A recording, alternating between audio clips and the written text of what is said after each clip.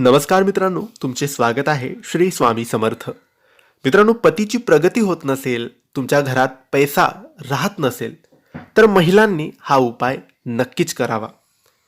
जर तुम्ही विवाहित महिला असाल आणि जर तुमच्या पतीचे बिझनेस असेल किंवा नोकरी असेल आणि बिझनेसमध्ये नोकरीमध्ये प्रगती होत नसेल, पैसा तर येत असेल पण तो पैसा महिनाभर तुमच्या घरात टिकत नसेल, पुरत नसेल, खर्च खूप जास्त होत असतील, तर मग अशा वेळेस आपण काय करावे हा प्रश्न नक्कीच पडतो. आणि खास करून या समस्या महिलांना जास्त भेडसावतात.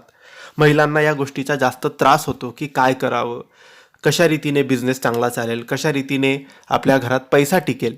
तर अशा वेळेस विवाहित महिलांनी आपल्या पतीच्या बिझनेससाठी, आपल्या पतीच्या नोकरीसाठी किंवा आपल्या पतीची प्रगती व्हावी, घरात पैसा टिकावा, यासाठी लक्ष्मी मातेला साकडं घालावं.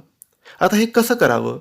तर मित्रांनो, तुम्ही गुरुवारी किंवा शुक्रवारी महालक्ष्मीच्या समोर, तुमच्या घरामध्ये लक्ष्मी मातेची मूर्ती किंवा लक्ष्मी मातेचा फोटो असेल तर तुम्ही लक्ष्मी मातेच्या समोर बसायचं आहे, अगरबत्ती दिवा लावायचा आहे आणि हात जोडून मातेला प्रार्थना करायची आहे की हे लक्ष्मी माता, आमच्या घरामध्ये तुझा वास ठेव, तुझा आशीर्वाद, तुझी कृपा आमच्यावर ठेव, माझ्या पतीचे भाग्य बदलू दे, माझ्या पतीची प्रगती होऊ दे, आमच्या घरामध्ये पैसा टिकू दे.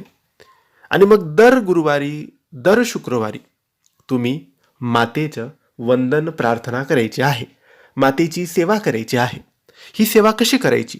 तर दर गुरुवारी किंवा शुक्रवारी तुम्ही कोणताही एक दिवस तुमच्यानुसार ठरवा.